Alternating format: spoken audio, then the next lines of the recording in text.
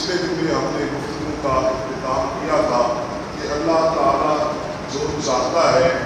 جب چاہتا ہے، جس چیز کو جس حالت پہ بدلنا چاہتا ہے، اذا اراد اللہ شیئا ان یقول له کن فیکون، ان کی بات ہوتی ہے تو ہو جاتا ہے۔ اب امور میں پھر اللہ نے یہ بھی کہا اپنے بندوں کو خطاب کر کے سورہ زمر کی آیت نمبر 52 میں، قل یا عبادی الذین اسرفوا علی انفسہم لا تقنطوا من رحمت اللہ۔ اب جب بھی کوئی کسی کو پیار سے خطاب کرتا ہے، پیار سے ایڈریس کرتا ہے، بھلائی کی طرف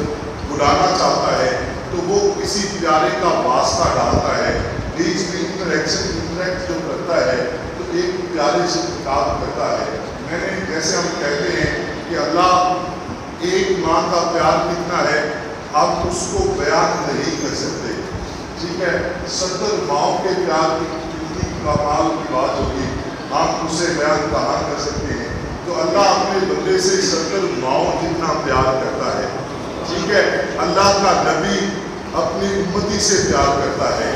اور اللہ نے اپنے حبیب کو جو رتبہ دیا ہے نا، وہ نعت کا بھی ایک شعر ہے اور قرآن پاک کی ایک آیت مقدسہ بھی ہے، ان اللہ لا یعذبہم